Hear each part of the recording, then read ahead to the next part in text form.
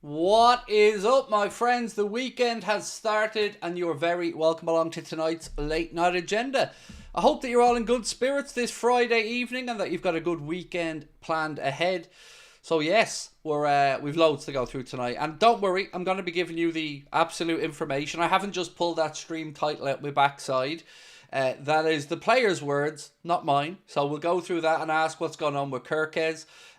We're going to be talking about the financial aspect of the club tonight as well. Somebody sent me a link earlier on to one of the Anfield Index podcasts, the Money Talks podcast, and it was fantastic listening. So we're going to be talking about that tonight and what Mo Chatra had to say about the finances at the football club and why I think finally I found some common ground with other Liverpool content creators, because Anfield Index have said what I've been saying for quite a while, and we're going to speak about that tonight as well. As always, I have nothing but love for my friends at Anfield Index. It's where I started my content journey, so salute to those boys. And we'll talk about that tonight as well. We're going to be giving you updates on other moves that may be happening that aren't really involving Liverpool Football Club. And some good news for the Premier League as well, because it looks like the 5th Champions League spot will be coming to the Premier League this season.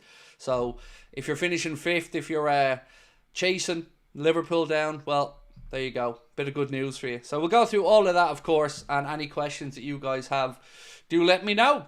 But I want to start off, as always, by saying this is going to be unapologetically me. If it isn't for you, I get it. But don't be coming in asking me not to be myself, because that's all I can be. So let's get into the first super chat of the day. Rusba said, "Of growing to despise the word opportunistic." Do you know, weirdly, it's one of the things I've defended the club back on, that word opportunistic, because I sincerely don't just see it as cheap.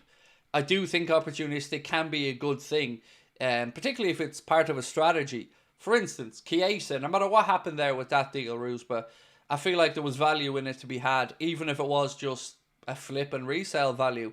So I don't mind a bit of opportunistic, but you can't have your whole transfer policy based around it. And that's where I get frustrated with all of this stuff.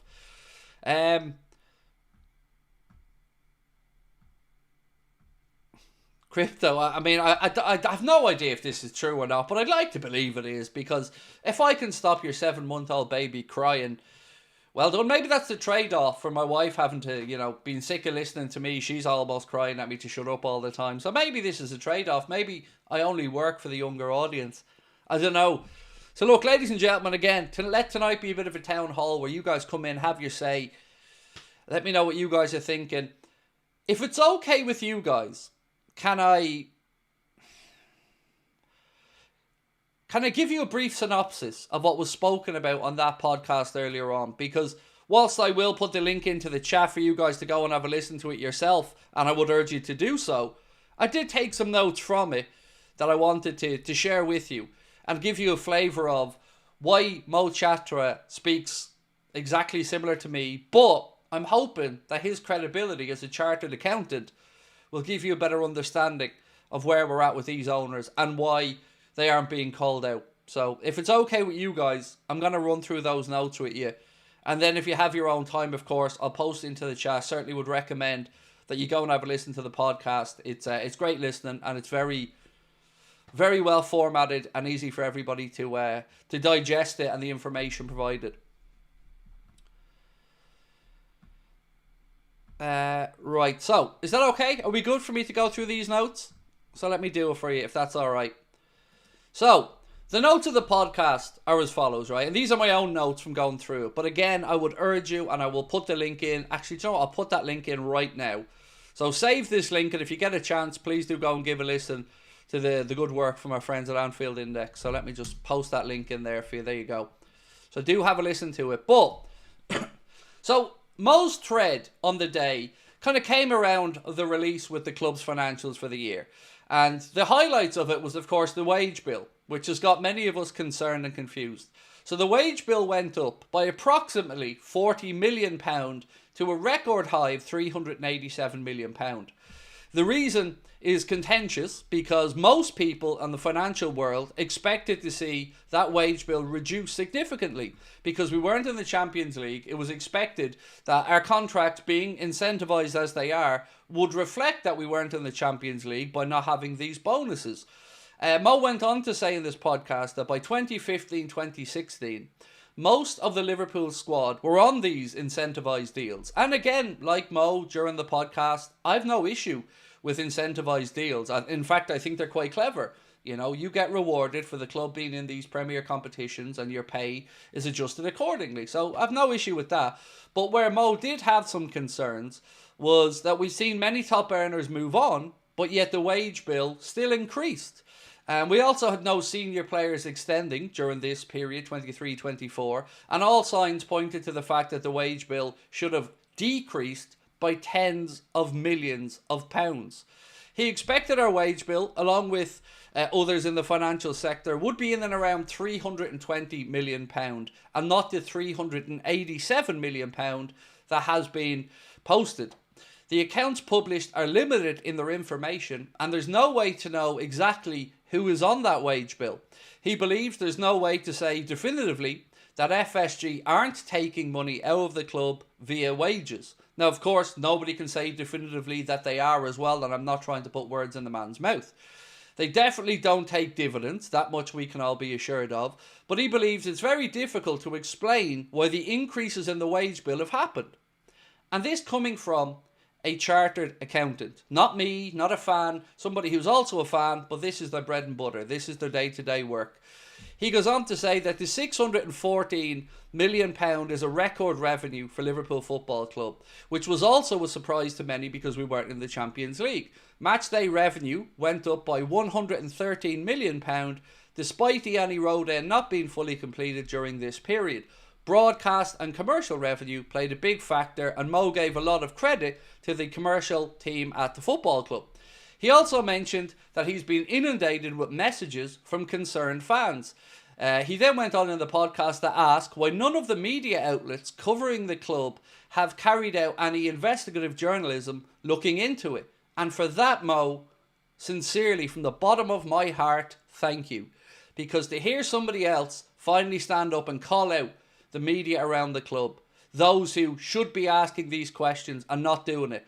He goes on to say that when things happen at Liverpool that invite scrutiny of the ownership, that there's far too many people in legacy media and fan media that want to just brush it under the carpet and maintain the relationships with the club.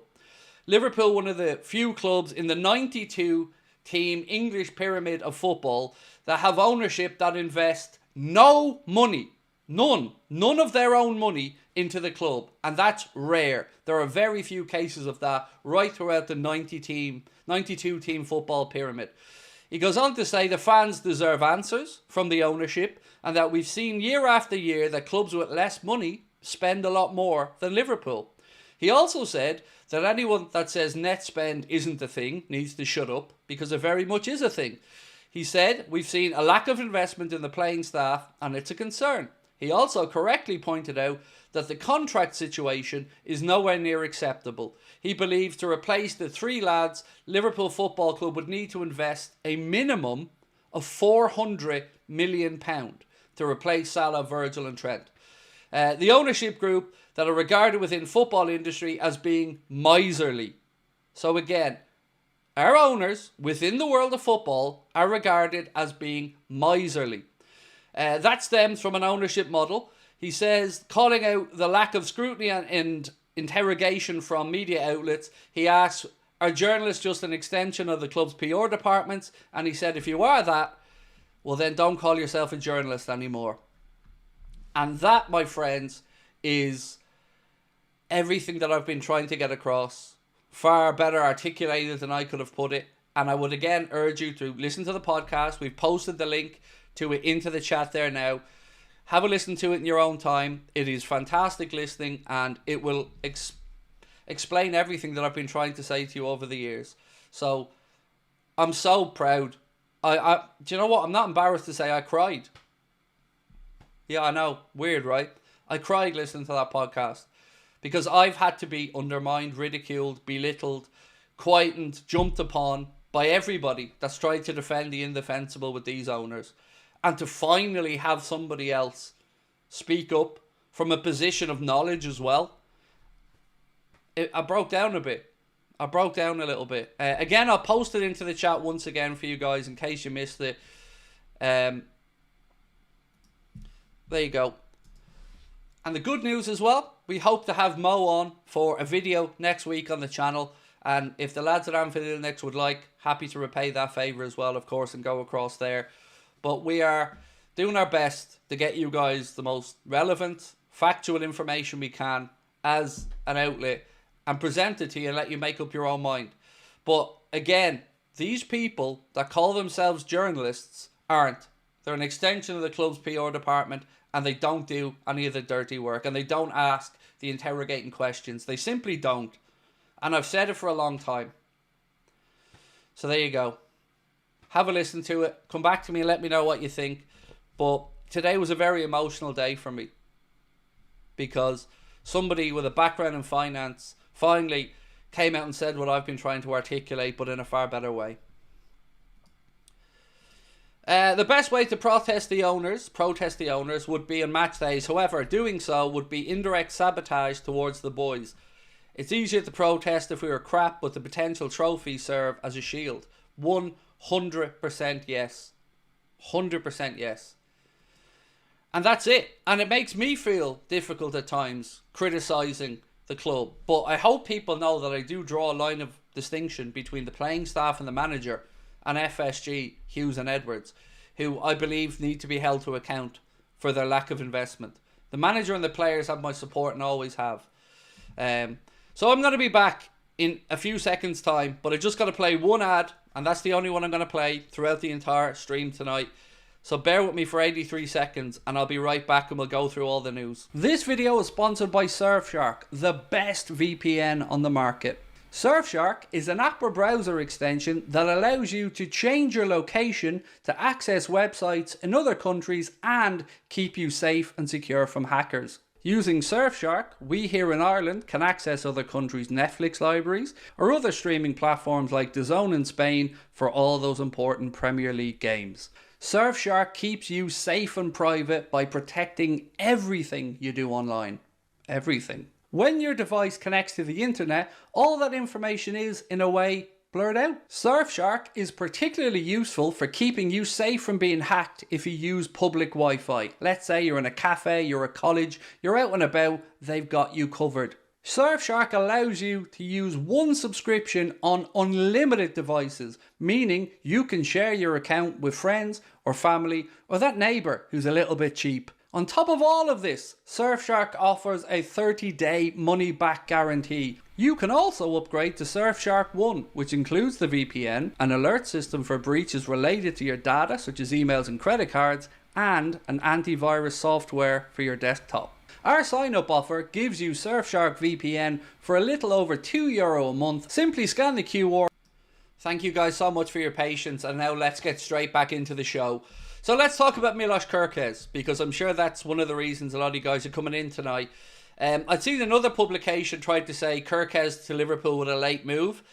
I don't know where they're getting that from, because I'm going to read something out to you that came directly from Milos KERKEZ's mouth. Now, a lot of you guys let us know that he was streaming last night at the same time that we were on, but this is what he's had to say. So you don't need to take my word that he isn't coming to Liverpool Football Club. You can take the words from the man's mouth himself. So this piece here from Anfield Watch, I believe, said what wasn't normal was how adamant KERKEZ was that he wouldn't be moving to Liverpool.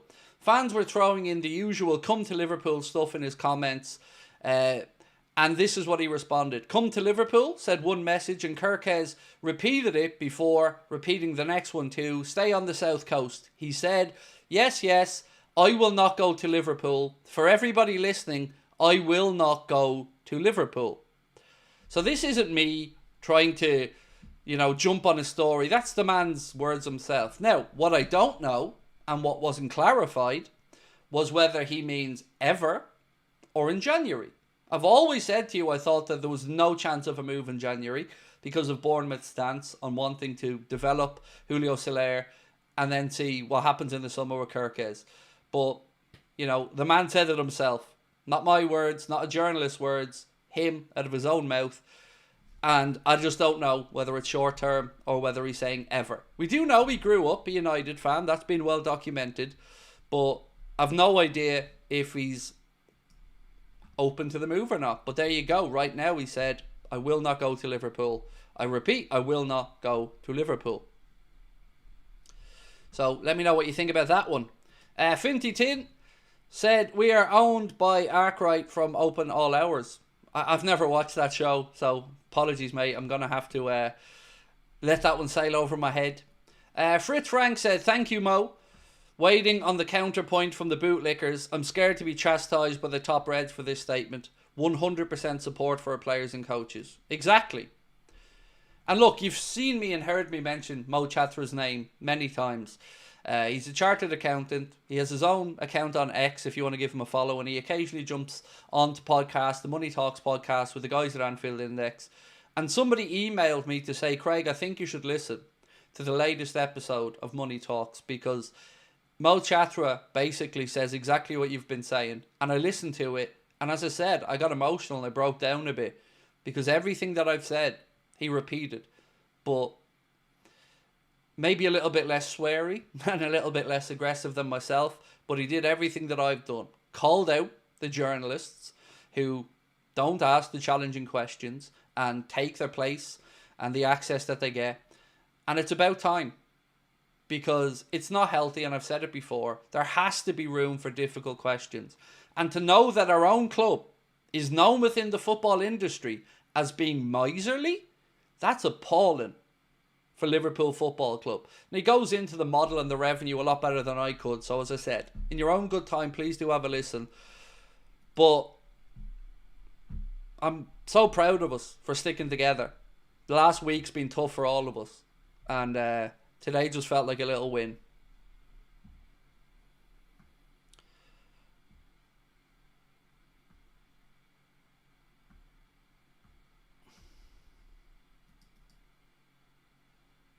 Oh, so the guy never spends anything from Open All Hours. Alright, cool. Mark was filling me in there.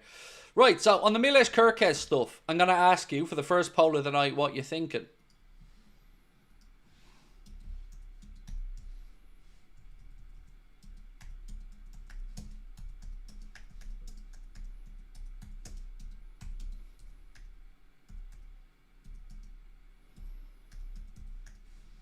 Bear with me, I'm just typing away.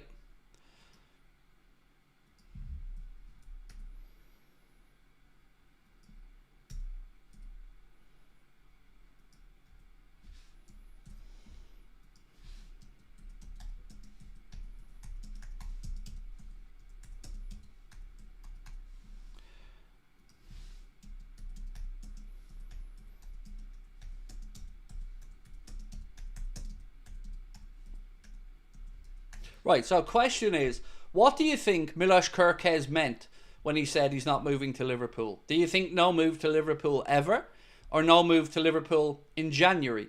Because I don't know the answer to this question, but I am intrigued to see how other people interpret those comments.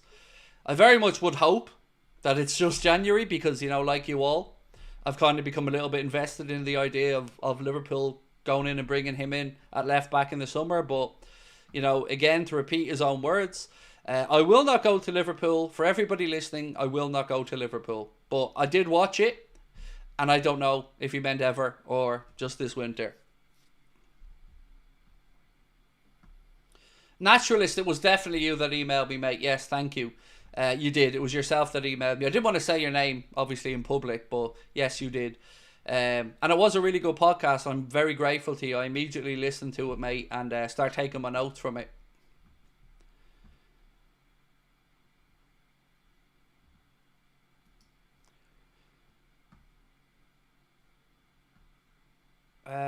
Rohan said, would rather have had Lewis Hall. Very impressed. Look, I'm frustrated as a fan, same as everybody else, because these owners are cheap and they get away with too much for too long. They've got away with a lack of investment because of a lack of courage for many people to speak out against it. And it needs to be called out. There is absolutely no explainable reason to many people why that wage bill's gone up so much in a time where it was projected to go down significantly. And there's no answers to that. So for all the smart asses that are in the chat yesterday saying, read it, the information's out there, it's not hard. The information's limited. The full account hadn't been published. And even when it is, you can't see who gets what. So you don't know anything, like I said to you yesterday, when you tried to come in and belittle us. You're part of the problem. You're part of the people that have let these owners get away from it. And it's not good enough from them. The contract situation now, I'm absolutely convinced they're lowballed. All the players. I'm 100% convinced they're lowballed. And that's why we're not seeing these contracts being done. So today, there seems to be a bit of a PR campaign from the journalists around the club. Richard Hughes inherited those contract issues, but otherwise the transition has been smooth, says Paul Joyce. Smooth. If doing fuck all is smooth, then yes, it's been smooth. FSG's reaction to the unexpected upheaval of Klopp leaving was, according to another source, to go back to smart people who make brave, clever decisions, writes Paul Joyce. Brave, clever decisions. Sitting on your hands, doing nothing and lowballing is being applauded now. So this source is obviously, again, the ones briefing all of this Tickle John's nuts nonsense to the journalists. Slot has chosen evolution over revolution, writes Paul Joyce. There were no demands about signings, so he could put his own stamp on the team outside of his work on the training pitch. So well done, Liverpool have found the only ever manager in the history of football who doesn't want to strengthen, according to the sources at the club. Now, everybody understood that he'd want to assess the squad. But to say that he still doesn't want signings, or that he's happy with what he has, nonsense. Bullshit. Al Hilal were interested in signing Darwin Núñez this window, and they were willing to pay him wages of about £29 million a year, by the way. Ian Doyle, another journalist, said, it would be a surprise, if not an entirely uncharacteristic one, given the shock capture of Luis Diaz 3 years ago, if Liverpool were to strengthen their personnel during the remaining days of the window. So, again today, no accident, these journalists briefed, everything's great, don't expect any business, Liverpool are happy, Slot's happy, everybody's happy, everything's great, nothing to see here. Again, bullshit. They've no shame or a backbone, and I don't understand how they can look themselves in the mirror and write this tripe, knowing that it's horseshit. So the real question should be, what has Richard Hughes and Michael Edwards done since they've returned to the club? What has been the smooth transition that's been spoken about? Because again, if doing nothing is a smooth transition, then yeah, job done.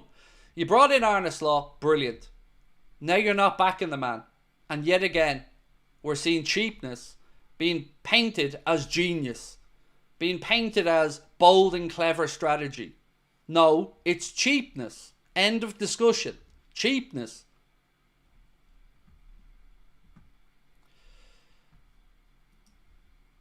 And these so-called journalists really need to give their heads a wobble, because nobody's believing it anymore. I looked around at some of my competition's numbers tonight on their live streams and what they were doing, and it was embarrassing. Embarrassing.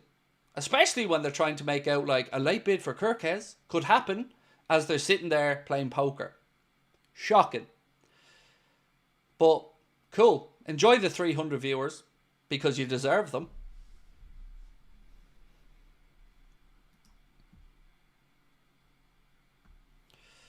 Luke said, Craig, how are you doing? Me and my friends were talking and we were thinking that Liverpool could go the same way as United because of the owners.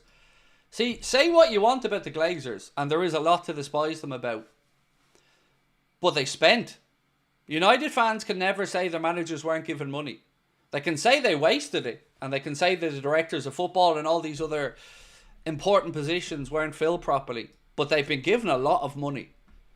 And Liverpool Football Club, as we pointed out last night, are languishing way down the net spend charts. And as Mo said in that podcast, and as I'll reiterate again, net spend isn't the be all and end all, but it's a very, very good indicator. And again, one more takeaway from that podcast.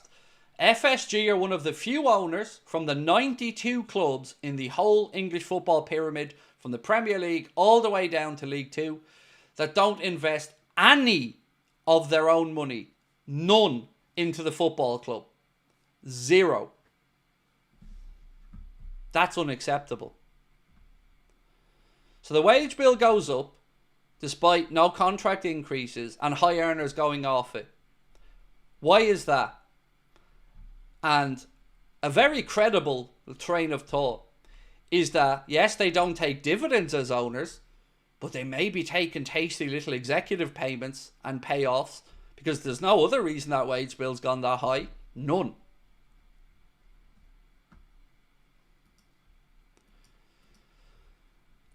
Don't dare question our venture capitalist overlords unless it affects me and my ticket prices, and then take the flags down in Jurgen's last Euro home game. Yeah, exactly, mate.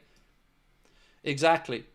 You know, belittle everybody else, mock the rest of us for having a pair of balls. I think Hughes and Edwards are robbing a living at Liverpool, said David Mass. It's just my opinion. I think that this is only the tip of the iceberg, in all honesty. And I'm now further convinced than ever that Jurgen Klopp left partly because he was fed up of the miserly ways of these owners. Because it's funny that every manager we have seems to not want to sign anybody, isn't it?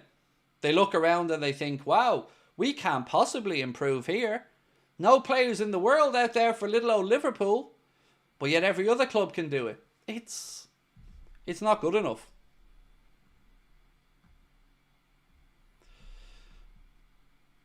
Rowdy8 said, dude, seriously read some non-paying comments.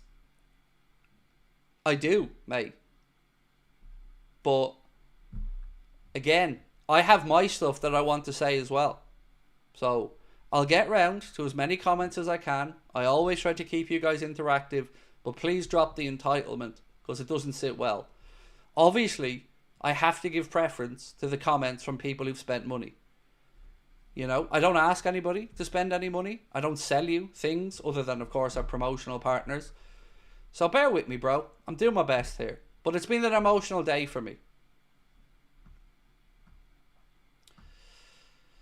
Mukesh Ambani has 95 billion net worth, wanted to buy Liverpool twice, said Cohen.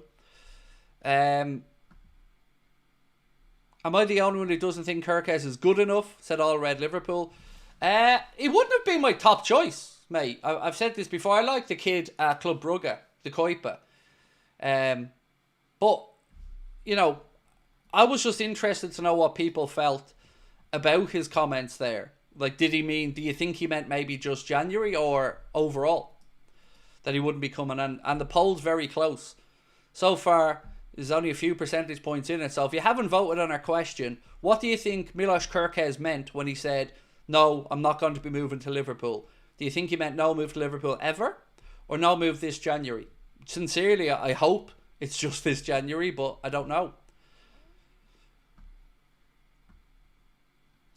Ederson, Gino, no problem, bro. Let me get to Ederson for you. 1 second, mate.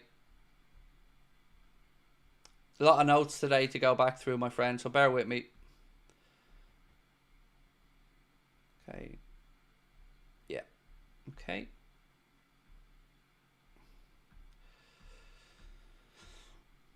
Right, so there was a report that came out today that said Manchester City eye £70 million Liverpool transfer target. I believe the Echo posted this. And they say Manchester City are still on the search for new January signings. Goes on to say that according to the Times, so a very, very credible publication, City want to sign a new midfielder, and that has seen their attention turn to Atalanta's Ederson.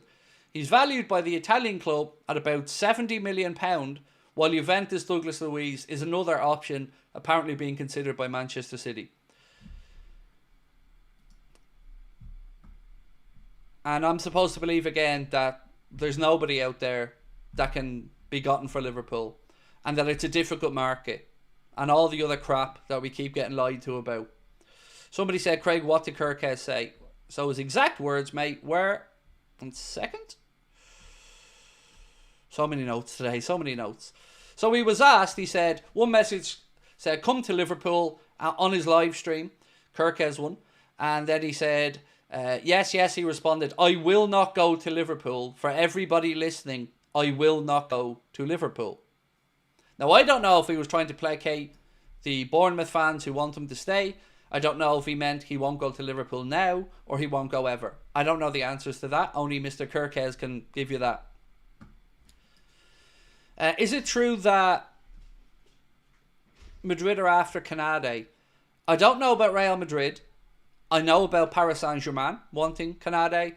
And I know that Madrid had an eye kept on Saliba of Arsenal. But again, I don't know if anything will come of that, or they'll look to make a bid.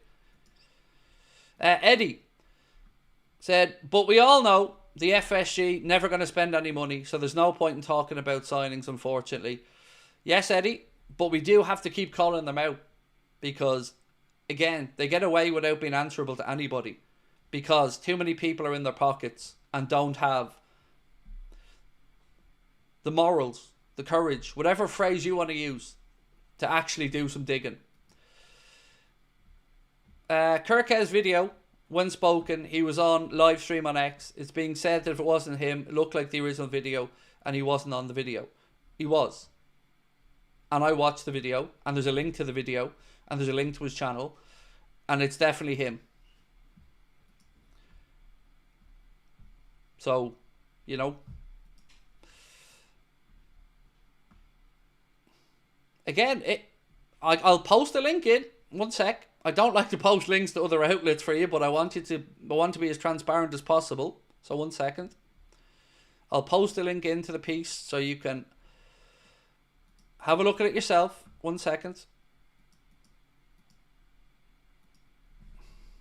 There you go. It's on the Anfield Watch site. There's the link in the chat there now.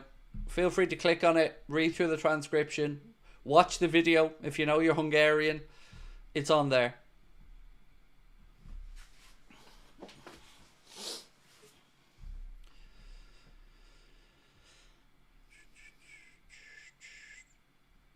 LFC Love said, can't question your honesty and loyalty, Craig. And F off FSG. Thank you, man. Look, as I've said, I only want the best for the club, same as everybody else.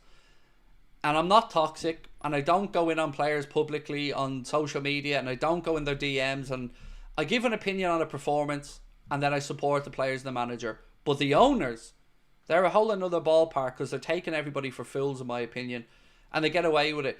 Look up at the Jen Chang situation as well. Have a little Google and research of that one.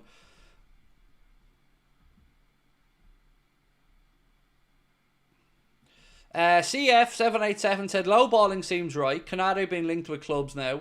Hughes will be under more pressure if contracts aren't agreed.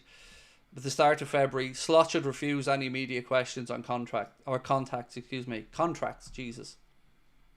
Excuse me, ma'am. Yeah, look, I've got a lot of news to get through. And as I mentioned at the very start of the stream as well, Dale Johnson of ESPN posting to say that it would take an absolute shocking collapse now for the Premier League not to get a 5th Champions League position this season. So it's looking very likely that the Premier League will receive 5 Champions League spots this campaign.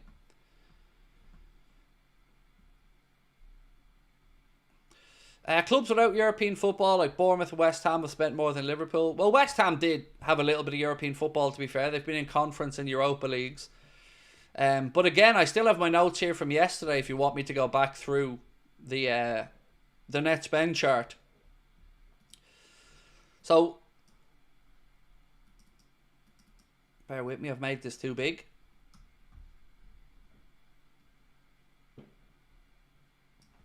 Cool. So, here's the net spend chart. And it sees Manchester United since 2015 right up to 2024 with a net spend of 1.08 billion British pounds. Chelsea just behind them, a slight bit below them at 1.07 billion. Paris Saint-Germain have spent net 825 million. Manchester City 585. Spurs have spent more, 591. Arsenal 661. Barcelona above us, of course. Al Hilal. West Ham United have had a net spend of £456 million. Aston Villa, £433 million. And Liverpool are way down in 17th position, below Bournemouth. Bournemouth have spent £318 million net spend. Liverpool have spent 304, a full £700 million less than Manchester United and Chelsea. A full 280 something million pound less than Spurs. But again, some people think this is all okay and there's nothing to see here and that our owners do everything that they can. Come on. Time to wake up.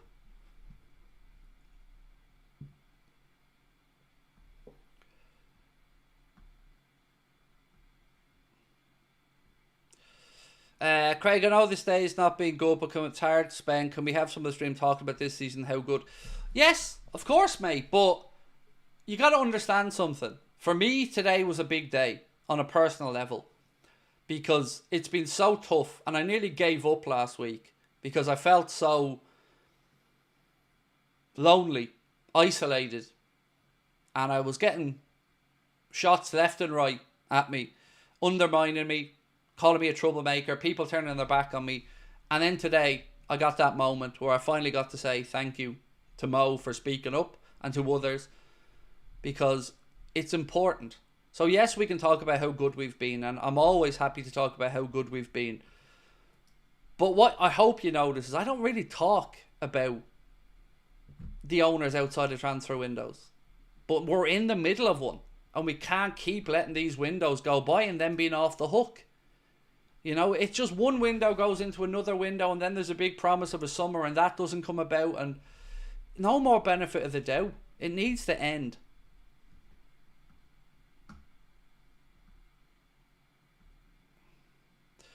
I need a life, bro. Said, I might be an optimist, but I reckon we could still get a signing this window, and I think it might be Cherky. However, this is only if we actually bid for him. So Cherky's there to be gotten for anybody. I've explained before, Leon are in a financial mess at the minute and have to get something like 140 million quid or they're going to face relegation. And I think it's been reported that there's a gentleman's agreement that he could leave for about £19 million or about 22 million euro. And look, we've been linked with him, but the question I've always tried to ask everybody is, where does he play for us? Because I'm concerned that if we're linked for him, he's a cheap replacement for somebody that may move on. Because again, we've got 5 contracts now that are on tables and have not been accepted by players. Lee said, Craig, just listen to some of the Money Talks podcast. Brilliant, and fair play to Mo for calling this out. Keep fighting the fight. Yeah, as I said, I got really emotional listening to it today. I've always known Mo was great on football finances, and we've always kept a track of his account on Twitter, or X, whatever you call it these days. But, you know, there is no explaining away this wage bill simply. It doesn't make sense. Even to people in that financial world, as chartered accountants, this doesn't make sense.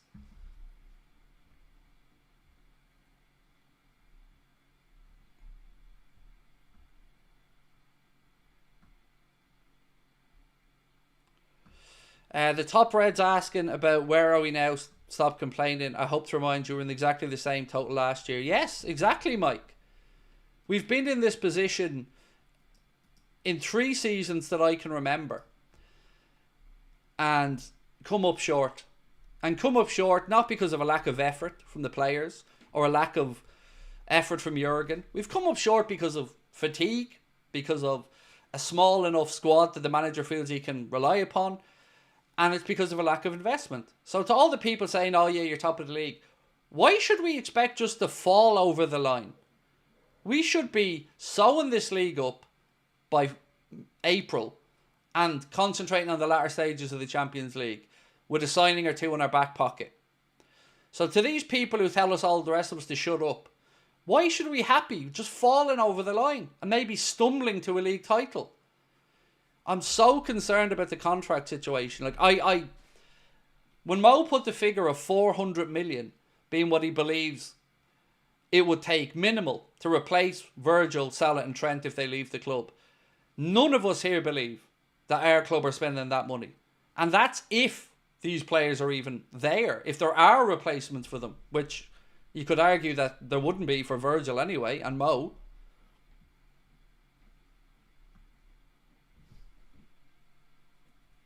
Benedict Kofi Tachi said, Craig, have you seen Man City's new signings? If we spent, we could have got Omar Marmoush. Yes, and again, like I said today, they're looking at going after Atalanta's Ederson as well. So they brought in 2 defenders, a forward, and now they're going after a midfielder as well as extending Haaland's contract for 9.5 years and giving Guardiola a new deal as well. Ben, my mates at work kept telling me not to worry about signings. I don't think they understand how big of a deal these signings are and the contracts are. The contracts are the thing for me more than anything, you know. You can give the benefit of the doubt in a transfer window at times if you like. And I do agree, by the way, that we win the league this year, most likely, without a couple of horrendous injuries. So I'm fully on board with that and want it to happen, and I'm looking forward to it. But I don't want to feel like it's an anticlimax at the end of the season again. Because we've had times where, look, we're never going to win a quadruple realistically, but we've had times where we've been pushing for those big trophies and falling away and ended up with a League Cup. And that's all right. A League Cup's cool, but not when you've been in these positions where you can capitalise. And Man City don't want to make this a season where, you know, we establish ourselves and become the dominant team. They're out there spending the money now to try and get themselves back for the latter stages of the Champions League if they beat Club Brugge next week and get through. And they're trying to build again to go again. We can't keep sitting on our hands and pretending everybody else isn't investing and playing catch-up. So the contracts are huge for me because it's a battle for hearts and minds, like I've always said, between the club and the players. And the players, I think, have been pretty much extremely professional around the contract situations. But I can't help but feel they're being lowballed at this point because there's no realistic reason that Canade, Diaz, Trent, Virgil and Mo all have rejected the contract offers. All of them. And the club love to brief that the offers are still on the table. But like I said yesterday, they're not going to accept offers that they'd no interest in accepting when they first came in, all of a sudden. So, who's at fault? How can you not get one done? You know, that is not a good look. And as somebody pointed out to me yesterday in the chat as well, how does this look from the outside if you're an incoming player? You know? And you feel like, okay, well, if I come in and establish myself like these guys do, then they're being lowballed. It's just not a good look. And again, our owners don't invest any of their own money into the club. None.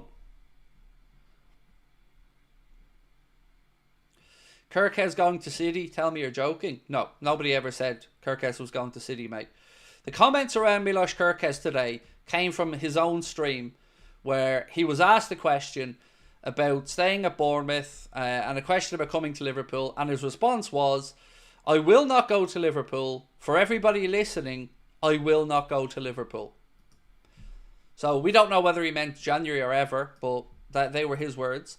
So you guys, 55% of you voted that you think it's just the January thing he's talking about. I think maybe that's optimism speaking, but I'm not against it because I'm in that camp as well, hoping that it's optimism. Or hoping that it's, just the January thing he's saying. Mike Johnson said, Paul Joyce singing the praises of Hughes and Edwards. It's funny how he's come out this year with more of a voice compared to the last couple of years. It's just weird because on their own, taking out those statements, they don't actually have any journalistic point to them other than patting the club on the back. You know, again, I'll read you through the 3 quotes from the piece that Anfield Sector posted out today. And they are, Richard Hughes inherited those contract issues, but otherwise the transition has been smooth. So, genuinely answer me this question. If he inherited them, and we all know that, why the fuck bring it up? It's not important to the transition. The important part is he inherited them and has not fixed them. So next up, Paul Joyce said, FSG's reaction to the unexpected upheaval of Jurgen Klopp leaving was, according to another source from within the club, let's go back to smart people who make brave, clever decisions. Where are the brave, clever decisions? Doing nothing isn't brave and clever. It's cheap. And the next part was, Slot has chosen evolution over revolution. There were no demands from him about signings, so that he could go out there and put his own stamp on the team. First manager in the history of the world who's never gone to owners and asked for signings, apparently. And why all this coming out today again? Because they want to just shush everybody down for another window so they can get away without spending. And the mouthpieces will come out to back them up because, you know, here's the tickets, here's your access, have a little interview, have a little pat in the head from John. But people are seeing through it. And I'm so glad that they are, because it's taken years of undermining everybody else. You know, I've said it all the way through. We aren't on the end of the spectrum we're painted as Liverpool fans here. We aren't FSG out nut jobs with our head down the rabbit hole at Anfield Agenda. Anybody who actually takes the time to watch us knows that I've credited them for the good stuff. But I can't defend the indefensible. I can't sit here and stay silent while the club is absolutely rinsed by these owners who do nothing to make sure that we're capable of winning. It's almost a happy coincidence that we're in this position. But watch them spend if we don't get the Champions League positions. You'll see them spending then, because they haven't got that Champions League teat to milk.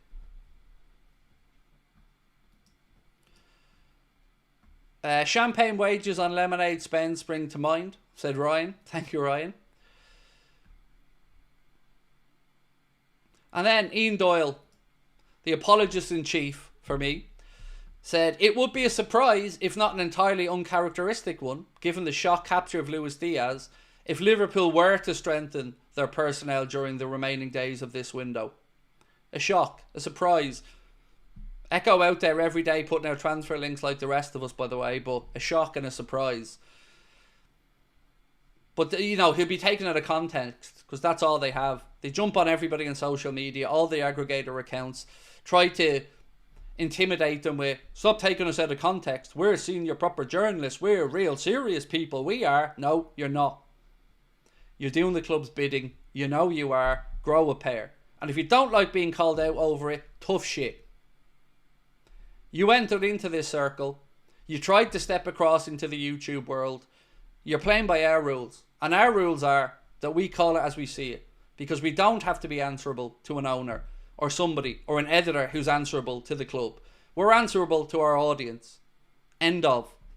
And we will speak from the heart and call out the shit that needs to be called out. Isak, Gino wants to know. Let me just ask you this question, Gino, my friend. Do you see a world where Liverpool's owner sanctioned the £150 million purchase of Isak? I don't. Now, I have to say as well, I don't think he's worth the £150 million that Newcastle are mentioning, but I don't see a chance here whatsoever that we spend that money. None.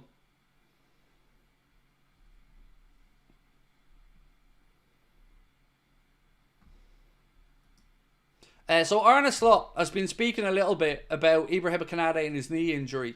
He said he still has some pain. It's safe for him to play. Think now he comes to a moment where he can play 3 times a week, which is a huge boost because, you know, let's be honest, him and Virgil are our best centre-back pairing, so great to know that he's going to be back available to play regularly now. Still got no real update that I've seen around timeframes for Jota, but if I see one, of course, I'll let you know. I want to go on a little bit about something Fabrizio Romano said.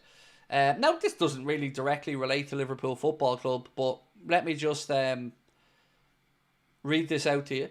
So Fabrizio Romano wrote, Napoli and Borussia Dortmund are now close to reaching full agreement for Karim Adeyemi. The package will be less than the reported €50 million, as talks are now advanced for a fee of around €40 million. Napoli and Dortmund will focus on tomorrow's games and talks will continue on Sunday. Mark sent me something on earlier on. Our game against Aston Villa is now scheduled for 12:30 on the 12th, or excuse me, March the 15th. But this is subject to a couple of things.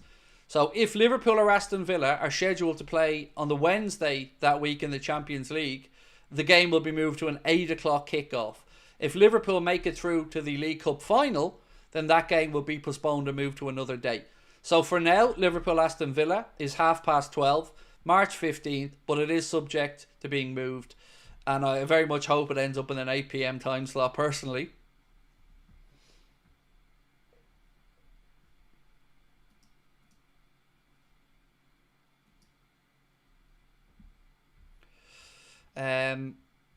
What else have we got? Chiesa. Let's talk about Chiesa for a second. So, Italian national team boss Luciano Spalletti wants him back in Italy. This is what Luciano Spalletti had to say. I would be very favourable towards having Chiesa back in Italian football, so I could keep him under observation to help him settle back in to this level.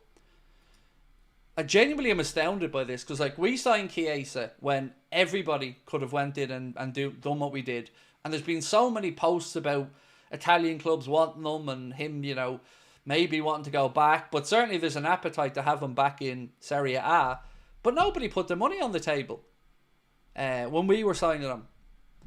And Spalletti should also, know that it is possible to get on a plane and come over and watch him in the UK.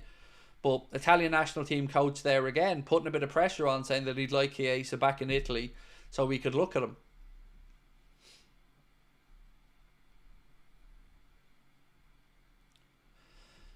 Jumpers for Goalpost said, I would be very favourable to see Chiesa remain and playing for Liverpool. So would I. I think, I don't know any Liverpool fan that hasn't been excited by the few little glimpses we've seen of Federico Chiesa. And I'd love to see more of them. I'd love to see him get some more minutes this weekend. So yeah, I'm with you on that one, mate. Absolutely, I want Chiesa to stay. I said it from day one. He looks like somebody who's extremely happy and proud to be at Liverpool. And that goes a long way with me anyway.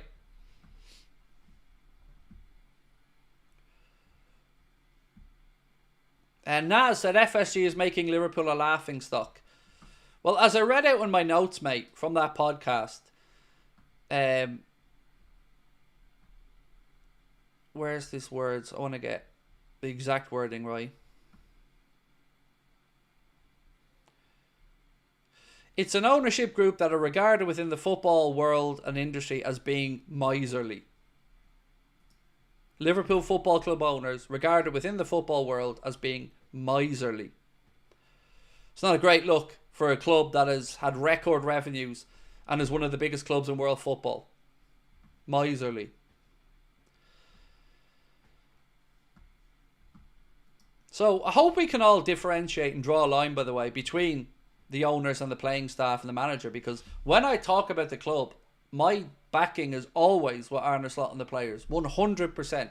Of course, I'll criticise the performance like anybody else if I don't think it's good, but I've nothing but goodwill and love for the playing staff and the manager. But these owners, I'm done with. I'm fed up of. And on a personal level, I'm fed up of their intimidation and their bullshit and their snooping. I'm fed up of it all.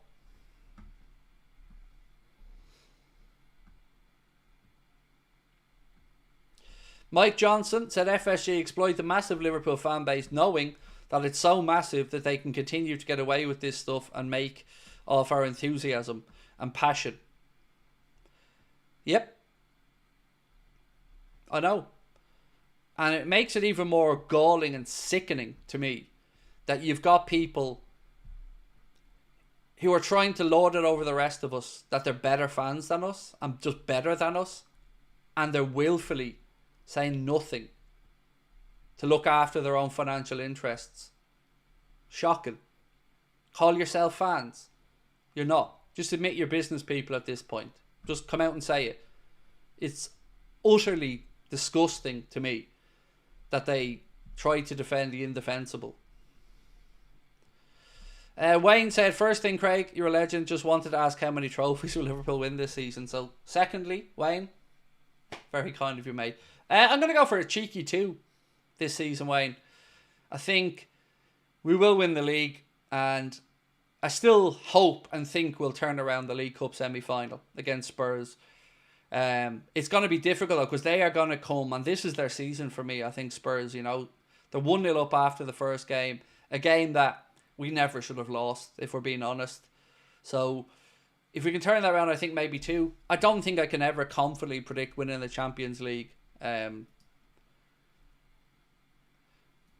Craig, did you say no more adverts? I said I won't play any more adverts. I can't help if YouTube play the ads, mate. That's not me. I'm not clicking buttons for that. But I played an ad from our sponsor at the start of the stream, which is quite a long one, at 83 seconds. And I said I won't play it again throughout the stream. So that's that one. But I can't control YouTube ads, mate. Mike said, the issue is, why would FSG want to sell when top reds are out there and the harem of journalists that are contained to push their agenda? There's no reason for them to want to sell or spend. I know. And the profit margins of, or the asset, the value, is just going up and up. And it will continue to go up. Because there's more growth in football in general, not just at Liverpool.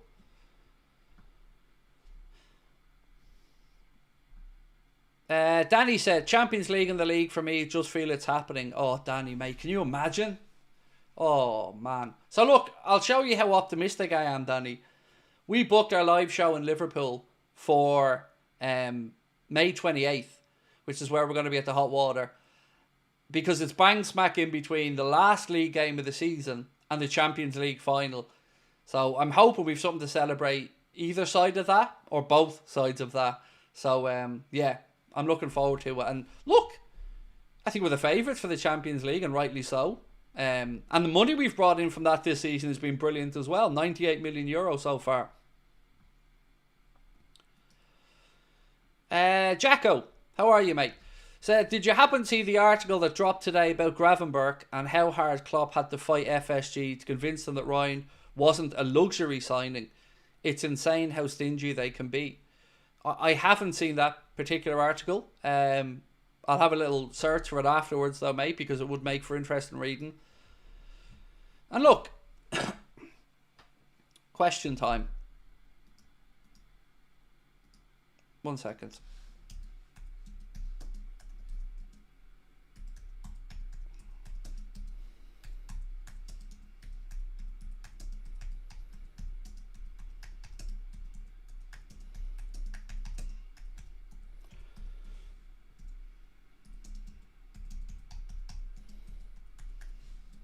I want to ask you guys a question without loading the answer. I'm going to stay quiet until the poll's finished, but I want to ask the question. Do you believe that FSG being cheap was part of the reason Klopp left? Because we know Jurgen, being the consummate professional, said it was fatigue, tiredness, couldn't do as much as he can with the job. I've always wanted to take that at face value, but my gut has always felt something a little bit different. So I want to know if you think that FSG being cheap was part of the reason that Jurgen left.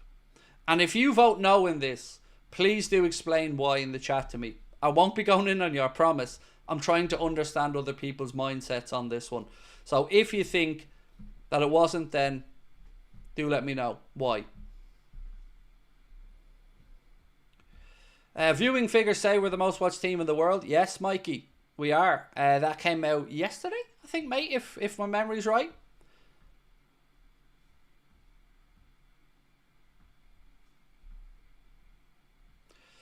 James Rupie said, Gravenberch, a luxury signing. Szoboszlai was a more luxury signing with the price, the fact that we had to pay it up front. Yeah, that was a deal that moved really quickly and I was pleasantly surprised on, to be honest with you.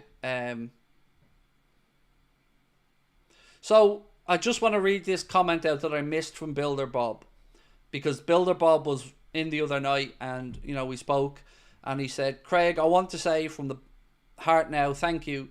Carter passed away early hours. I feel like I've lost my best friend. Your shout out put a smile on his face and I just wanted to say thank you. Appreciate that, mate. And again, sincere condolences on your loss from all of us. Sorry I missed that post earlier.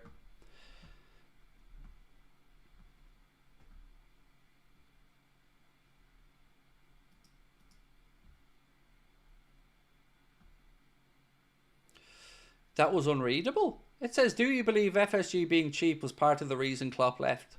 I don't know how that was unreadable.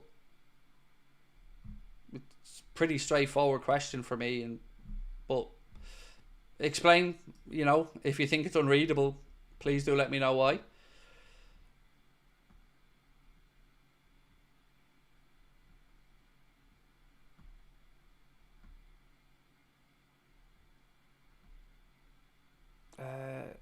I think he got fed up having to keep asking for players, the answer being no. Oh, also, by the way, on that same podcast earlier on, we got again clarification on what I told you guys previously, especially those of you who've come to the live shows and asked me this question. So I've asked before, or been asked many times, about the Bellingham stuff and the reasons why perhaps he didn't come to Liverpool. And now that it's been mentioned on that podcast, I'm happy to come out and say it again.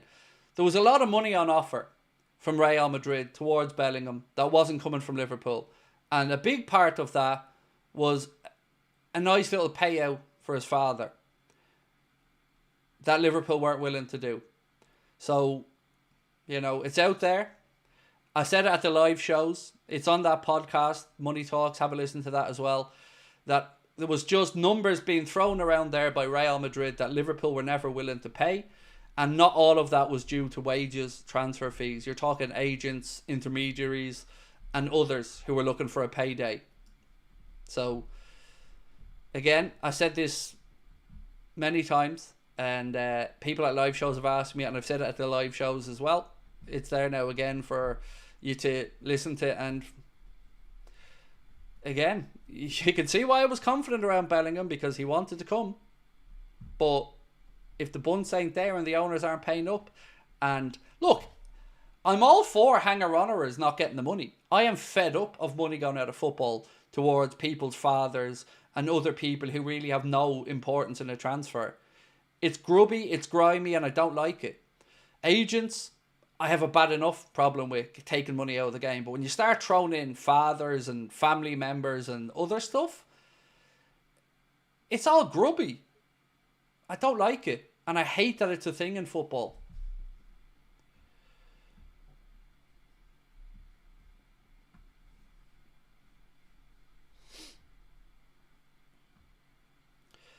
And by the way, for the few people who have explained why they said no, thank you. Sincerely, I've seen a couple of people here saying, no, he's been here 9 years, look at the results, getting out the same team, fresh ideas, new voice, new coaches, it was the right time for a change. So if that was the case, Michael, why sign the extension? I think it was no one singular thing, is my belief for Jurgen departing. I always agree that it's a taxing job for any coach to come into a Premier League club, particularly one the size of Liverpool. And as you said, it was a long time. But I think a combination of the day-to-day rigours of it, the PGMOL and their absolute nonsense, the owners and their cheapness, and I think it was a culmination of all of it. So for me, yes, FSG were part of it. I don't think they were solely to blame, and I've never said that. But the question was, do you believe FSG being cheap was part of the reason Klopp left? And I think firmly that it was. But appreciate all of you having your say. So gonna leave it up there for a little bit longer because I want to get a bigger sample size as I can. Right, what else we got? So the gaffer has been speaking about the left back situation at the club, and he was asked whether the increased rotation at left back was managing the workload of players, and this is what he had to say. If Costas was on a completely different level than Robbo, then it would not be smart to rotate in that position or manage the load, as you would drop so far in quality that would be a risk. I don't know what Costas' situation was last season. I know that he didn't play a lot, but I know at what level but I don't know what level he was at. But from the moment I came in on the tour in the United States, he did really well. He's proven that he can play in the left back position as well. Since we've got now two good options, in my opinion, you can see why you're managing loads and rotating in that position a bit. So it feels like the gaffer thinks, it's a 50-50 battle between the two current left backs that we have at the club. And that's why we're seeing the rotation. And look, I agree that rotation is probably a good thing with the levels where they're both at. But I also agree that there are better players out there that we can bring in. But if the market isn't right for it in January, you know, I said this at the start of the window, and I'm not going to be a hypocrite. I'm okay waiting till the end of the season if Arna's happy with that rotational option. But we can definitely improve in that position in the summer for me.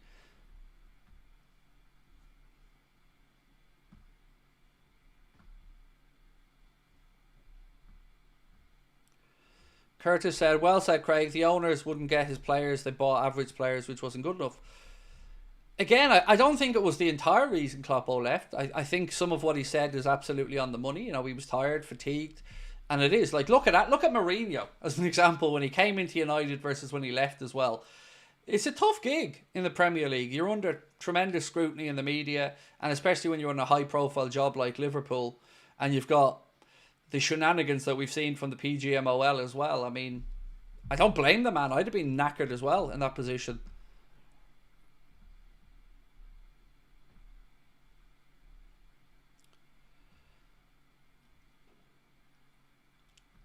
Klopp was quoted as saying FSG took more risk. Excuse me. He wished FSG took more risk in the transfer market. He felt it would have helped win a few more leagues. It would have. Absolutely. And I've said this before. I'm angry about that whole situation because I feel like our owners didn't give the manager the best opportunity to come out with as many trophies as he could have had. And I feel like there was trophies left on the table because of their cheapness. And I hate that. Because Jurgen Klopp's a god to me and many others. And to feel like we didn't maybe get as much as we could out of that time period because of a lack of investment makes me feel really angry.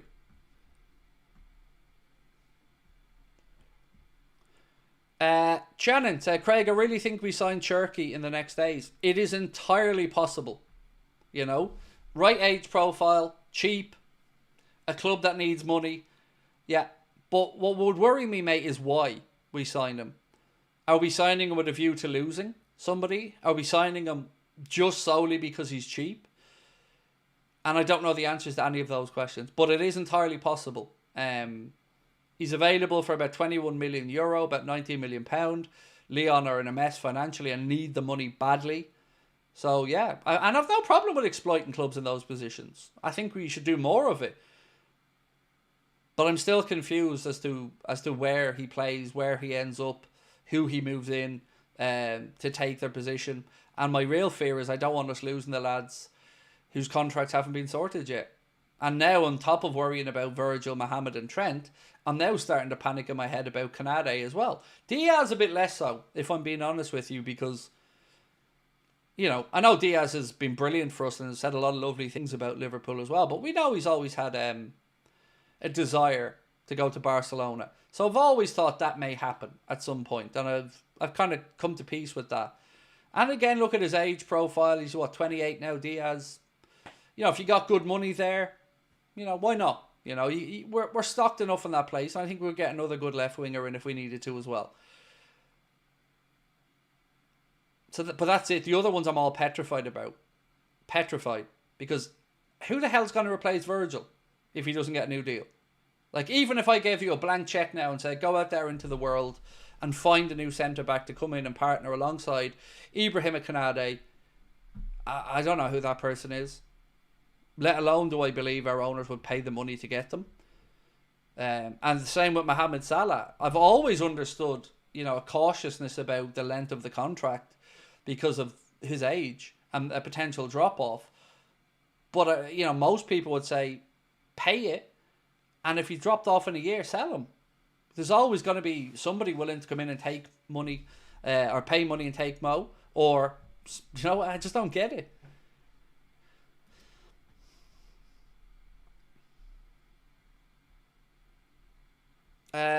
Nicola. How are you, Nicola? Said, Craig, I enjoy your content. When you see other teams spending, it's quite depressing. It is. It is, Nicola. Because, look, a lot of people are right. We're top of the league. Should be happy. And I am, and I'm sure you guys are as well. But you can see on the horizon the fear of why. We've seen it before, many seasons. And they've given these answers to us, by the way. When Kloppo admitted he needed a midfielder, now granted he admitted it very, very late, or maybe he went public out of desperation, I don't know. But when he admitted we needed a midfielder, what did we do? We went out and we got a loan fee to bring in Arthur Melo, who we already told Juventus immediately we'd no intention of making that permanent ever. That was the solution. And he didn't do anything for us and didn't play many minutes at all and was a waste of money. Then when we needed defenders and centre-backs, what did our club do? Not what Manchester City did, which is scour the world and bring in a good young centre-back. We went out and brought in Ben Davies for next to nothing and Ozan Kabak on loan. That's your owners. That's your ambition. That's a sticking plaster on a problem. And then we can get into who they haven't replaced and who they've let go out the door for free. And none of this makes any sense.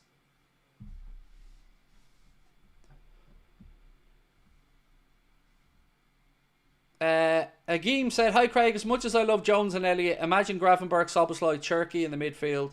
Great attacking style with Szoboszlai and Cherki, Gravenberch following, throw McAllister in the mix." I'm not overly sold on Curtis Jones.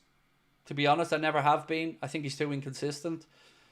And I think if he wasn't Scouts, he'd be nowhere near that Liverpool team. Sincerely. I've no bad will towards the guy. He's improved this season. He certainly looks a bit better under Arner, but I'm still not convinced. Harvey Elliott, I love to bits. And I admit I am biased there. I've just been a fan of his from minute one. I love the attitude. I love the determination to be at the club. And I love he calls it his club. I love everything about him. But he's not getting enough minutes. So yeah, for me, look, I want Elliott to stay. I think he is going to try and stay and fight for his place. But Jones, I just want more consistency from, to be honest.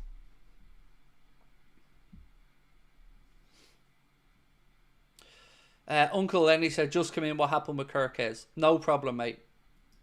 I'm not doing a recap video tonight, so I'm happy to go back over for you. So, he was on a stream, and he was pretty adamant that he wasn't going to be coming to Liverpool. So, somebody said to him, stay on the south coast, and he said, yes, I will not go to Liverpool. For everybody listening, I will not go to Liverpool. So, that's not a journalist writing it or a fan's opinion. That's out of his own mouth. Jacko said, I'm worried if we win the Premier League, FSG will not invest. I don't know what to say, because I have the same concerns.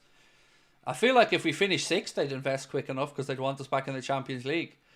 But you've already seen the money that's on offer, by the way. So far this season, from the first 7 group stage games or league format games, the fact we've won them all and the TV sponsorship or the TV revenues and stuff, we've made €98 million already in the Champions League. And that's before the knockout stages even start. And we haven't finished it. We've one more game left. So, for me, that's their only interest, is making sure that revenue stream's there. And they don't give a damn if it's first or fourth, in my opinion. They just want to be in that competition and have that money. Which is why they wanted the Super League stuff. So it could be locked up and they'd be guaranteed that revenue every single year without having to earn it.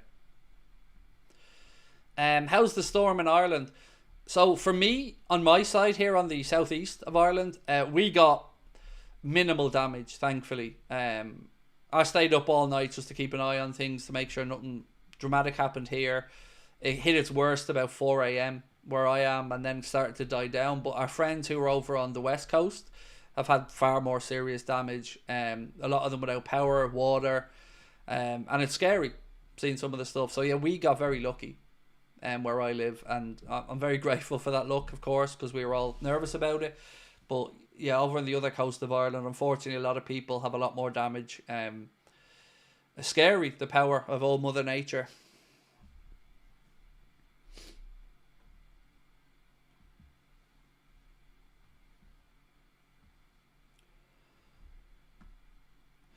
Trey said, 2 years for VVD and Salah just makes sense. Give Canade 2 years to hit his prime. Gives us 2 years to try find Salah's successor. I've had 2 years for me is bang on with an option of a third for the club for both those players. But the fact that Canada still they haven't agreed that extension either is very worrying to me. And the Diaz one, there's been many reports to say he's rejected multiple offers from Liverpool.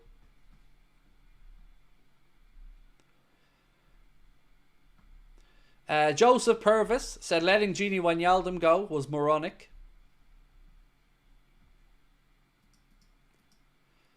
So we're about 140 votes away. So if you haven't helped us by voting, please do. We'd love to get to 1,000 to get that big sample size. And also, come on now, hit that like button for me. There's 1,600 people in the chat. Let's get the likes up if we can, ladies and gentlemen. It helps us a lot with the old algorithm on YouTube. And also, if you haven't subscribed, please do. As you can see, we're closing in now on 296,000 subscribers. And we're eternally grateful to you guys for your support.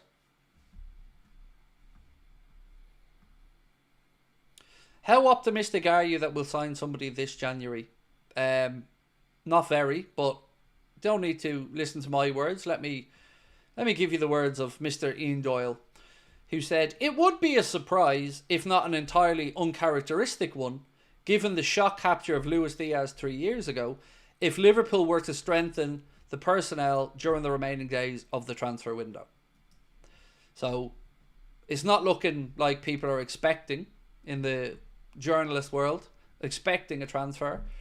I think, as a few people have pointed out in the chat, the whole Turkey thing may come to fruition. I don't really know enough about Liverpool's desire to make that deal happen, to be honest with you.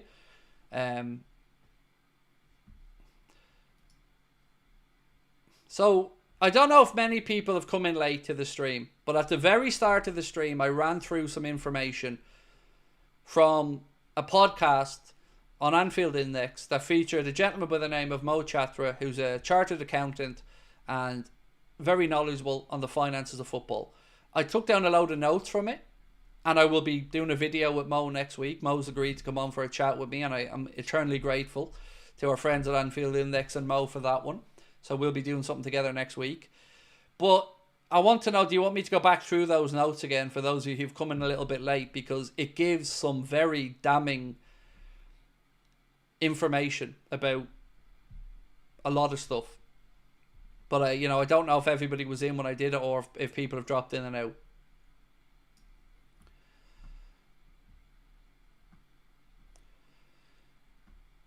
Yes, okay, no problem. Thank you. I'm going to post in the link again to the podcast because, it's only fair that people go and give it a full listen themselves. So 1 second, I will copy this. Copy. Cool. So here's the link going into the chat right there now. So if you want to have a listen to it yourself, it is on Spotify. So have a listen to it. So there's the link going into the chat. It's called the Money Talks podcast. So I did my notes on it. And the gist of it was this.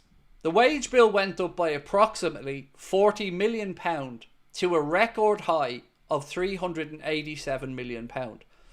The reason for that is a little bit contentious because most people in the financial world expected that to reduce significantly and not go up. Because we weren't in the Champions League, it was expected that our contracts, being as incentivised as they are, would include lower bonuses when outside of the Champions League. Mo also pointed out that by 2015, 2016, most of the squad were on these incentivised deals. And Mo's concerned, along with some other people, because we've seen many of the top earners move on, yet the wage bill has somehow increased. We've had no senior players extending during this period, and all signs pointed to the fact that the wage bill should have decreased by tens of millions of pounds. He expected our wage bill, along with some other people in the financial sector, to be around £320 million and not the £387 million. The accounts published are limited in their information, and there's no way to know exactly who is and who isn't on that wage bill. He believes that there's no way to say definitely that FSG aren't taking money out via the wage bill. They definitely don't take dividends, as we've discussed on the show many times. But he finds it very difficult to explain the increases, and he's been receiving a lot of questions from fans asking, would it be possible that FSG and their executives are creaming off the wage bill as a way to maybe take some money out? And again, nobody can categorically say yes or no. £1,614 million, which is the revenue that Liverpool posted for 2023-24, is a record revenue, which was also a surprise to many people because we weren't in the Champions League. Matchday revenue went up to £113 million, despite the Annie Road end not being fully completed during this period.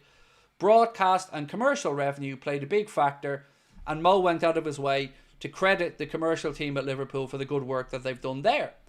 He also mentioned that he's been inundated with messages from concerned fans, and he then asks why none of the media outlets covering the club have carried out no investigative journalism looking into it. Thank you for that, Mo. He also said that when things happen that bring scrutiny to the club and the owners, there's far too many people in legacy media and fan media that want to just brush it under the carpet and maintain their relationship with the club. Liverpool are one of the few clubs in the 92-team football pyramid in England that have had their owners invest no money. It's very common. Most clubs do it. We're one of a handful of clubs that have seen their owners spend none of their own money on the team. None. He also said that anybody that says net spend isn't important needs to shut up, because it is a thing. He said he's seen a lack of investment in the playing staff and it's a concern.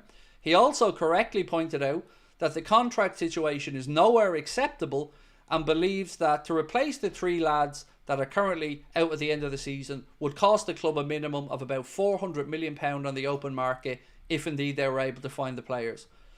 It's an ownership group that are regarded within the football industry as being miserly. That stems from the ownership model.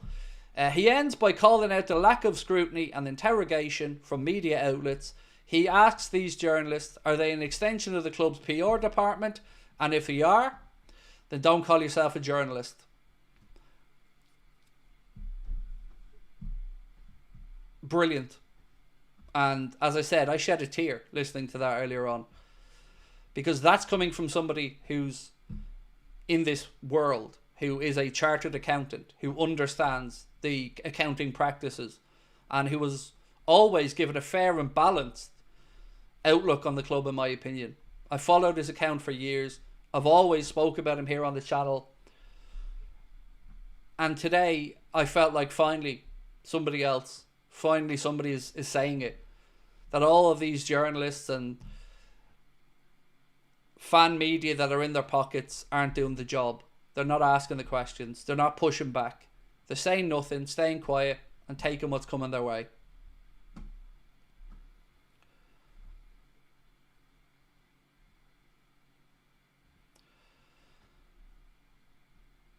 How much would we be allowed to spend in the summer if we could? Sincerely, I don't know the answer there, Jordan. I couldn't give you a number. I don't know. I know that we're in no danger of PSO or FFP as things currently sit, but I couldn't give you a definitive number, mate. I don't know.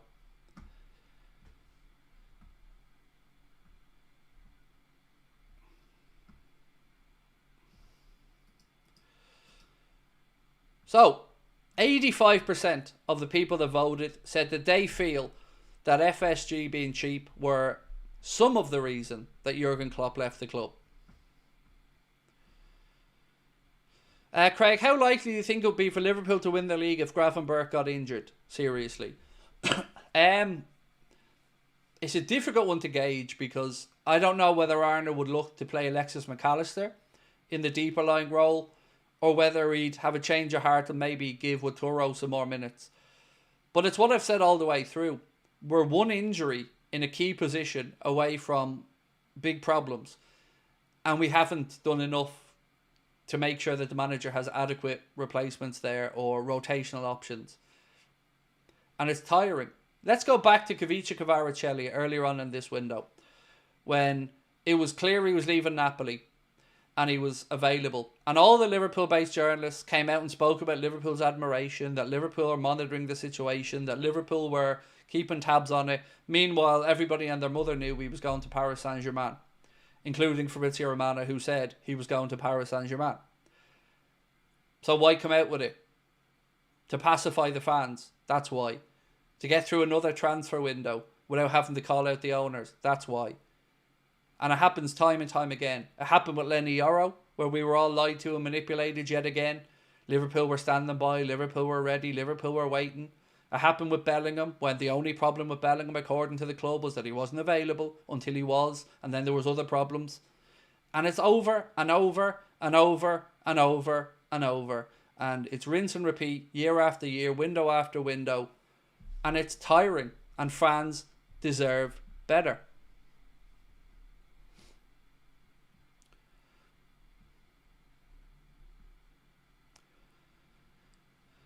James Rigby said, I know the figure from last summer, 400 million, and we would still be within the FFP regulations. Wow. That's a lot of money.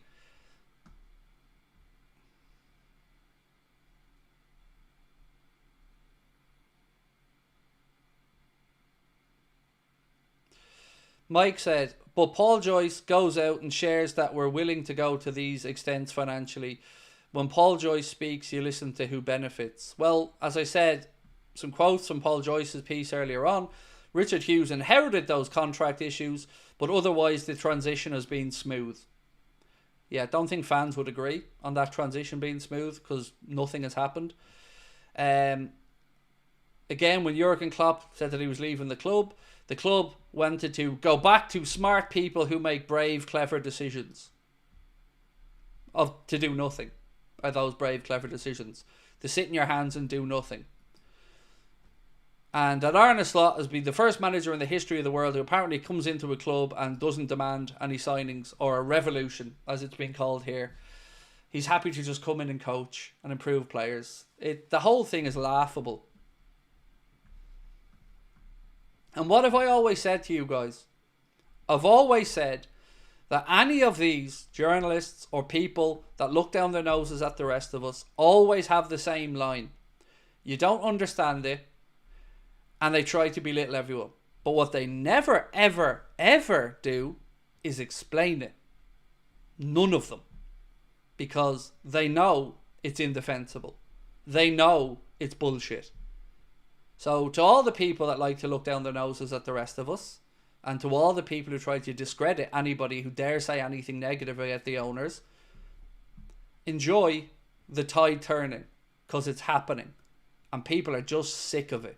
We're sick of being manipulated. We're sick of being made feel inferior. We're sick of being spoken down to. We're just sick of it. We want to enjoy our football club, knowing that the owners have as much ambition as the rest of us. Not just to line their own pockets, but to be successful and win.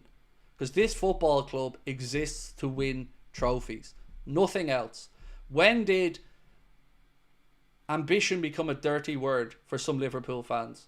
Because we all grew up idolising the trophy lifts of famous Liverpool captains lifting league titles and European Cups and FA Cups and League Cups. All of us. We all fell in love with the club, seeing that. They're the images sold around the world. They're the images pitched to commercial partners and sponsors. But I don't see that appetite from the owners. And I don't think many fans do either. You see it from the players. They leave it all out there on the pitch. And I've said this week after week. Nobody can question the courage and bravery of our players. They leave it all out there on the pitch. Like everybody else, sometimes they don't have a good day at the office. And that happens. It's life, it's sport, it happens. But they do it week after week, time after time. And Arne Slot's been a breath of fresh air since he's come into the club.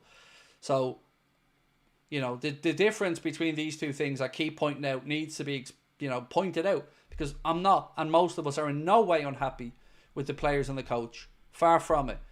But you got to be able to call out the owners and differentiate it, because they're just not good enough.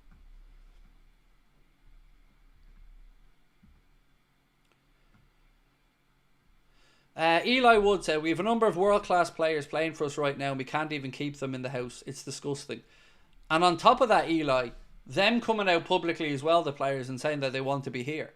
Ibu, I love the club. Virgil, I love the club. Salah, I love the club. All want to be here, but the contract offers they've been offered are clearly nowhere near acceptable to them. And instead of revisiting these contracts, all we keep getting told is the offers are still on the table. So I wonder if they have any interest in actually getting the deals done now. Or do they think it'll be bolder and braver, to quote the journalists, to let these lads fuck off for free and bring in the next young cheap players who they hope can eventually become these guys. Another rebuild.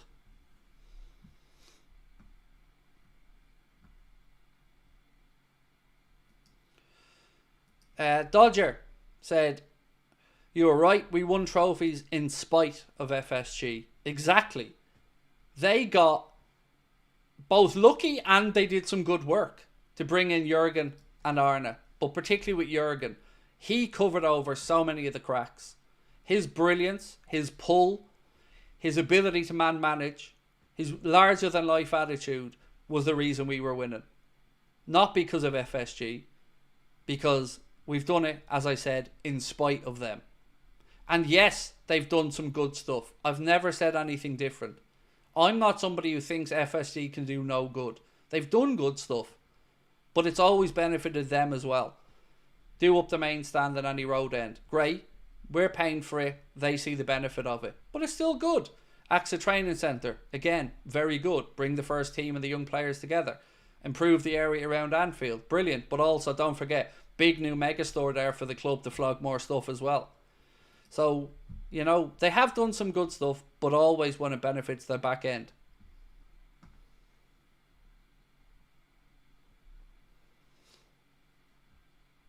Eli said FSG dangle cup runs and title runs in front of us by fooling us into thinking they'll spend what's needed to put us over the line. Most people in this chat, I would suspect, wanted 1, maybe 2 signings during this window. Realistically, maybe we think there's 3-4 positions that we could strengthen in the longer term, but I don't think people had unrealistic expectations going into this window. I said I want a midfielder. Somebody else may be a centre-back. Somebody else maybe thinks we should push and pursue the left-back situation. And I've also been absolutely baffled as to why the Kelleher situation was allowed to go the way it has as well. Because now we'll sell him in the summer. But again, for the geniuses and the bold, brave decision makers, we're going to make nowhere near as much money as we should because he'll only have 1 year to go on his contract. So you're not going to get the most money for Kelleher either. I don't get it. I've never understood this shit. We have more rebuilds than RoboCop. And the thing is, Eddie, it's entirely avoidable, this rebuild, because the rebuild's only necessary if they let the players walk out the door. The Virgils, the Trent and the Moes. As we sit here now, box off those contracts, get Ibu tied up to a new deal, and we're probably 1 or 2 good signings away, and that's all we need. Every season, just maintain that. 1 or 2 top players every season, not cheap that may get there. 1 or 2 absolute top-notch players every year, and that's it. We're good. We're good to go for years to come. But I can't figure out the contract. Why on earth have they not been done? In all this time, through 2 different sporting directors, different managers now, nothing. No extension. How do you let Trent Alexander-Arnold get to this position? Local boy, 26 now, in his prime, and maybe about to piss out the door to Real Madrid for free. How do you let that happen as a club and want a pat on the back for it, for thinking it's in any way clever? And also, like I said before, our former goalkeeping coach, John Achterberg, came out and said that if we had have signed Nabil Fekir, the club wouldn't have had the money to sign Alisson Becker. Despite the fact that Nabil Fekir was there doing his interview, has passed through all his medical stuff, and was folded in the Liverpool kit. So if we'd have got Fekir, according to John Achterberg, our goalkeeping coach, we wouldn't have had the money to sign Alisson, so we wouldn't have got him. There's your owners. There's your FSG. There's how much they give a shit. Just more smoke and mirrors and nonsense.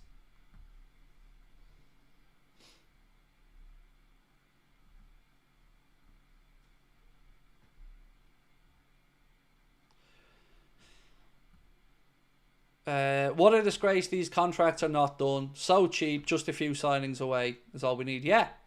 Today, or yesterday I think it was, Chris Wood signed a new deal with Forest. His contract was also up at the end of the season, but see what Forest did?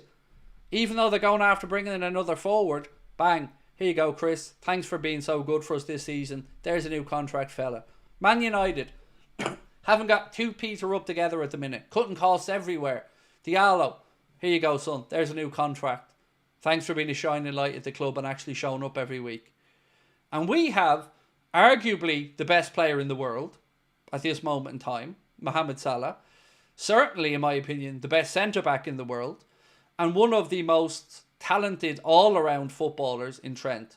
And our genius owners and genius sporting directors and making the brave, bold decisions have let these lads get into a situation where they could sign and leave for nothing, and there isn't a damn thing that we could do about it if they were so inclined between now and the end of the season.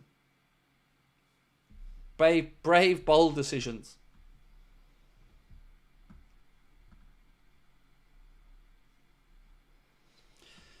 Philip says, it's just me who can't wait for the transfer window to be closed. This happens most windows, mate.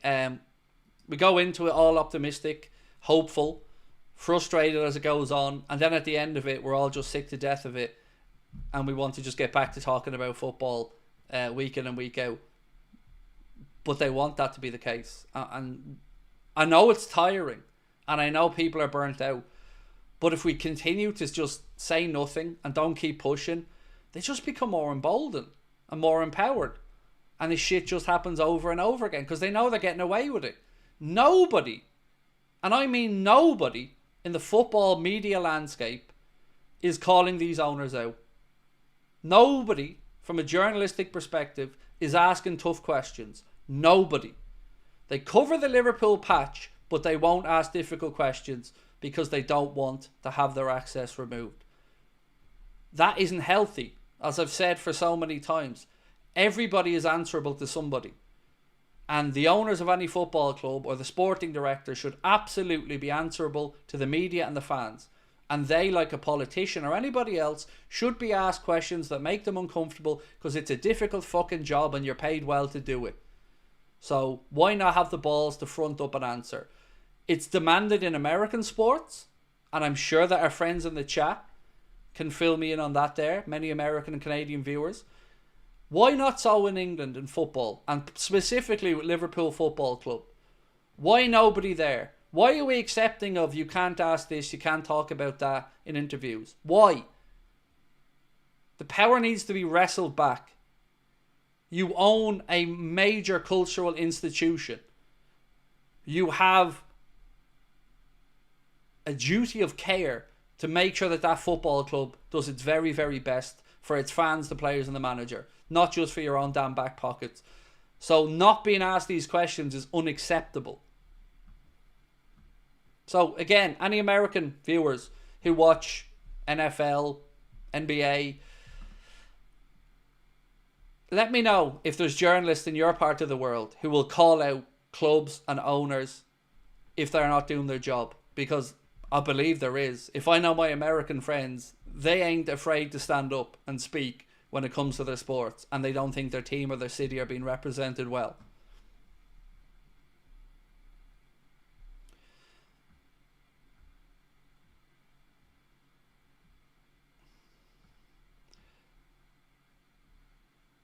Bet a few days after the window was shut, FSG announced new sponsorship deal, be a game changer. Yeah, like Husqvarna and these other companies. And look, that's great. I'm very happy the club have these commercial partners. But like I've asked all the way through, what's the point of all of this shit? What's the point of increased revenues? What's the point of all the commercial partners and stuff if we're not seeing it on the pitch? If we're not seeing the spending? The rest of it is pointless. If it doesn't translate into the manager getting better support in the market, it's only just going to the owners then. And this wage bill thing absolutely needs clarification. Who the fuck is on the wage bill? And how on earth has it grown instead of going down in a season when we were out of the Champions League and the contracts that are incentivised should have had less payments out and less bonuses? And we moved on a load of senior players. And there was no contract extensions. But yet somehow they've gone up. Instead of the expected down of millions, tens of millions. It was expected to go down by analysts. Instead it went up. but there's no explanation.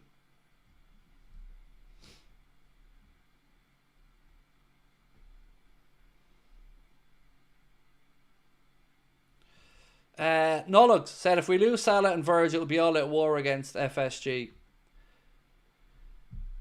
It's the Trent thing that has me the most riled. You know, Virgil and Mo, I've always understood caution over the length of a deal. And I think any rational, sensible fan would understand the club taking that cautious approach. But all that we've seen this season from Virgil and Mo have been unbelievable performances. And yes, Mo's had a bit of a little dip in the last week or two by his own impeccably high standards. But he's delivering hugely. And so's Virgil. So they've shown no signs of the decline. And they can't do anything else. All they can do is perform, train and be pros. And show that they're not dropping off. So as people have pointed out, yeah, they've been extremely professional. Extremely statesman-like, Virgil, and how he's dealt with all of this. But I just feel like all is not as well behind the scenes as it's been painted to be in the public by, well, again, I'm struggling to call them journalists.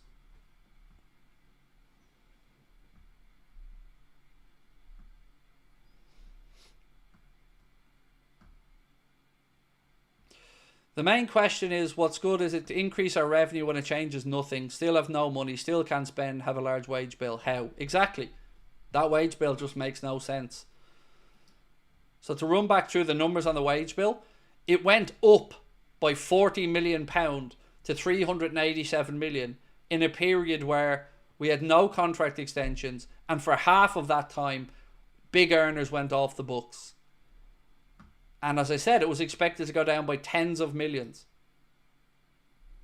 And to my understanding, the playing staff side of that's about 137 million. So where's the rest gone?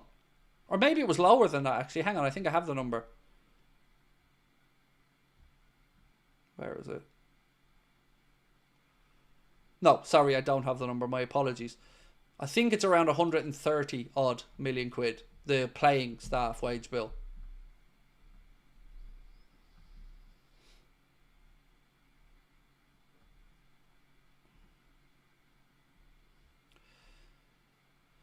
Eli Wood said, when FSG negotiated with their best Red Sox player, they waited until the last minute, caved in and gave him what he wanted, but the Red Sox fans were a wreck until they got it done. Again, yeah, but it's just not really giving much goodwill to the player or the fans there either, is it? Like, yeah, maybe FSG wanted to save some dough here by not getting the extensions out the door early. But you've opened up the possibility of these guys having their heads turned and leaving for free. So they clearly can't be that bothered about the prospect of that happening.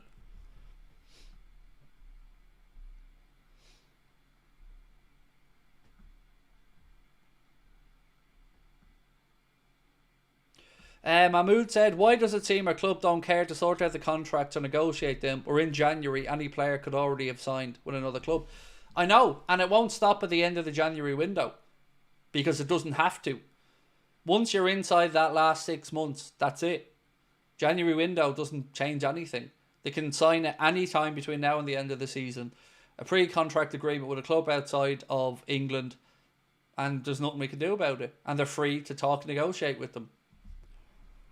I mean, the upside of that, I guess, is you could also say that Liverpool are still free to extend in that time, but we've still been able to do that for a year and have done nothing.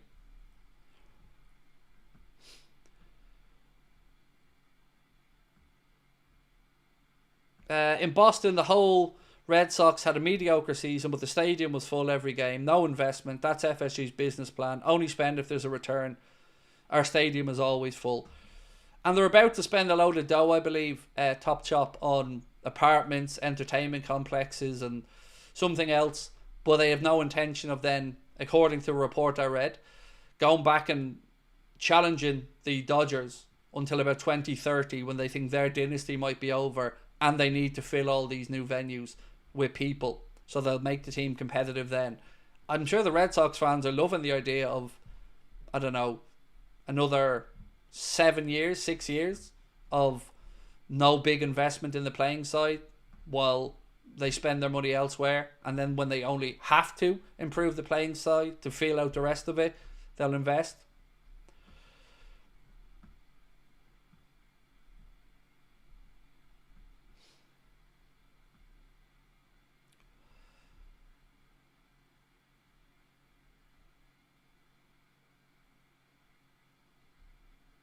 So you said in Boston the White Sox had a mediocre season. You meant the Red Sox, right? Aren't the White Sox Chicago? I don't follow baseball,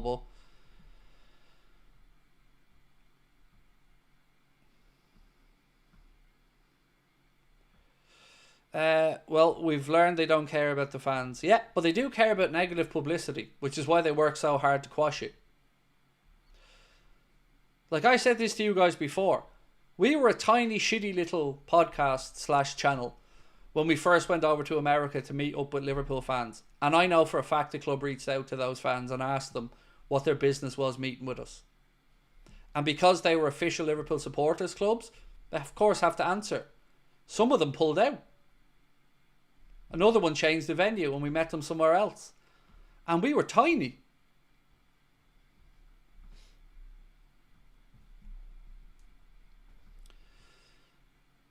Craig, why is KERKEZ not coming?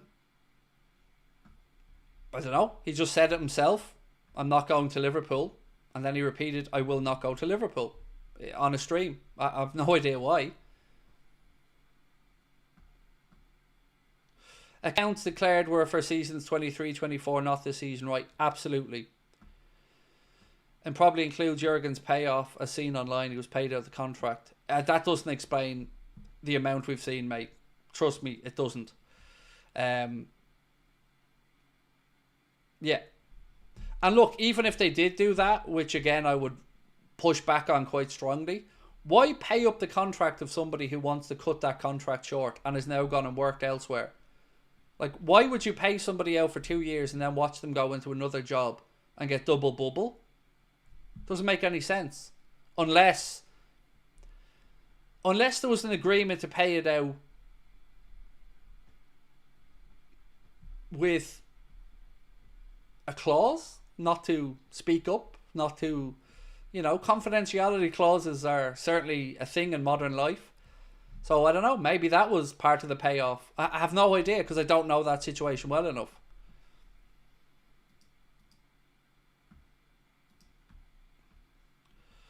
Right, ladies and gentlemen, I'm going to say goodnight because I'm going to go and spend some time with the missus.